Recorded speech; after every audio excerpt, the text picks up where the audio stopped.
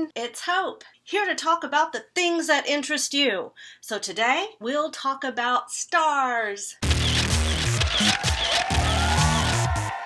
VIP Kid stars.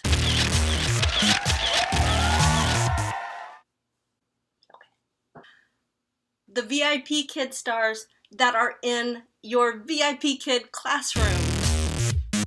What are they? The stars are a built-in reward brought to you by the makers of Angry Lily and the Top Cot.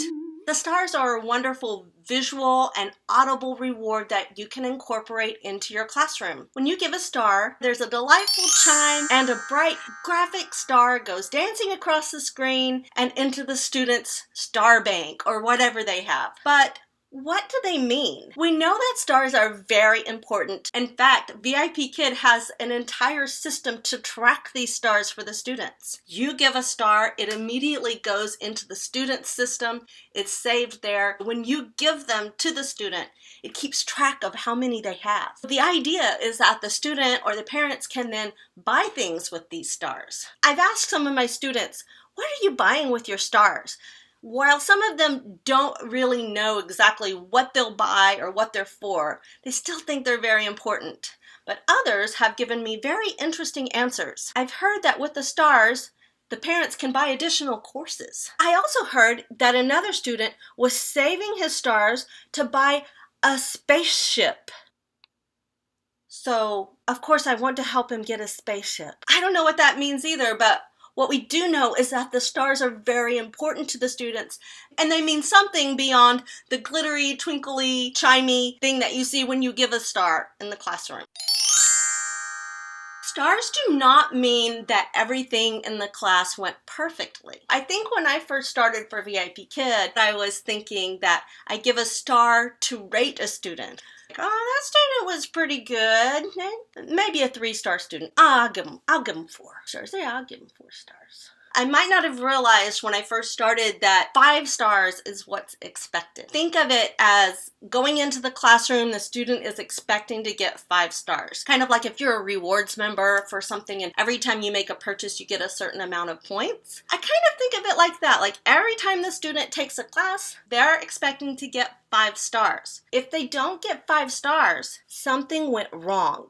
It's really important that we understand this. If they don't get all 5 stars in class, something went wrong. Parents and students are going to want to know what happened. What went wrong? Think about our own Apple ratings that we get from the students. If we get less than 5, we want to know what happened. In fact, a lot of teachers are saying they shouldn't be allowed to give less than 5 without a comment. Well, we shouldn't give less than 5 stars without a comment either. We should only withhold stars when a student does something deliberate in class. The stars are not meant to rate a student on how well they speak English or how much we liked them, how enjoyable their class was, or anything else. The stars are a basic expectation. So if we give 4 stars to a student, it means that they did something wrong and we have taken away something that was expected. We shouldn't think lightly about giving fewer than 5 stars. 5 stars should go to pretty much every student we teach, with the exception of the very rare case where a student deliberately and repeatedly tries to cause problems in class. If a student isn't repeating the teacher, that's not necessarily the student lashing out at the teacher. It's not something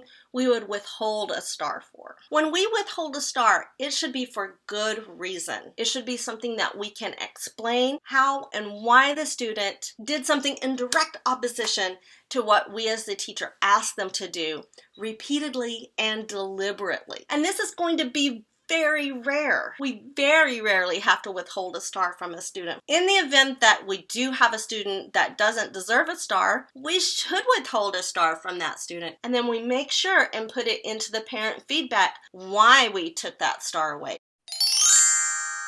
So what do the students think about the stars? We know that the stars are very important to the students, even to the students that don't understand what they're for. Maybe it's something like bringing home a paper with a smiley face on it or a gold star on it. It could be something as simple as that. They know that a 5-star class is something that mom and dad will be glad to see. For other students, it's just that instantaneous praise.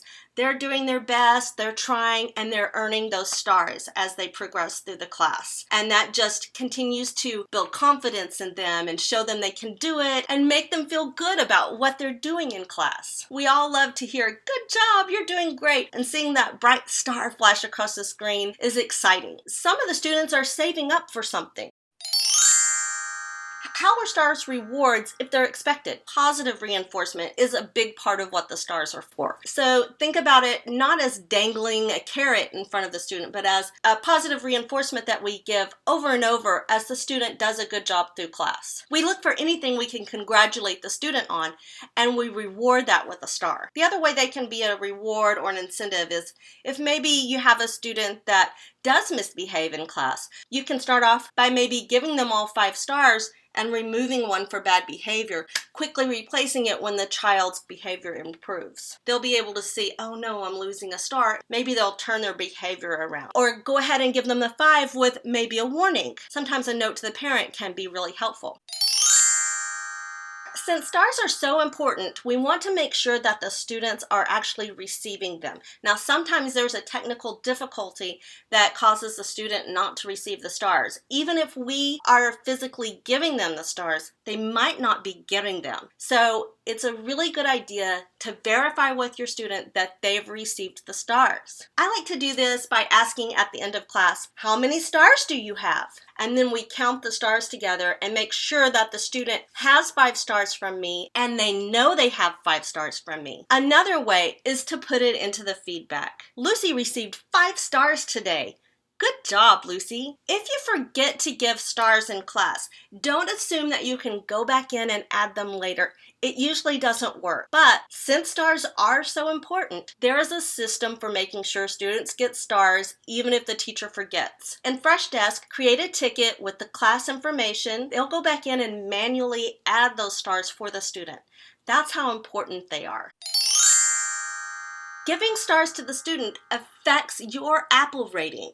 If you forget to give stars to the student or you give less than 5 without justified cause, the parents don't like it, and they're going to say something about that in the feedback. VIP Kid has told us only withhold a star in the cases of misbehaving when warning has been given. So we have to know that it's very important to give all the stars, and if we don't, we're doing something out of expectation. The parents will rate us on our performance in the star giving department. Feel free to withhold stars if you need to, but make sure that that situation merits the withholding of stars. How do we give the stars? VIP Kids suggests that we intersperse the star giving with our regular reward system. You might want to do this by giving them the ice cream for one reward, and then on the next reward, giving them a star. Another scoop of ice cream, another star. When VIP Kid came out with this suggestion, I wasn't sure I wanted to do it that way because I had been using my rewards throughout class and giving the stars all at the end. But I did have a parent one time interrupt me in the middle of class and say, "Is Eric not doing a good job because he hasn't received any stars and he's worried?" And I realized that the poor little guy was sitting there through the whole class thinking he wasn't doing a good job. So I do now intersperse the stars with my regular rewards, and the students seem to really like that. Every time you give a reward, you're giving a small mental break to the student, which is really important when you think about these little 5-year-olds learning a foreign language. They need that little mental break that we give them when we give them a reward or a star. I think it's a great idea to develop a little routine that you do when you give your stars. Maybe you have a little song you play, a little sound effect, a little dance. I give my stars with a wand, as do a lot of teachers, but I've seen a lot of you have flashing stars and different things that you use to make the star giving kind of a little mini ceremony. This is great to make the stars extra special. So that's it about stars. Give the stars, and you're doing a great job too. See you next time. High fives. Bye.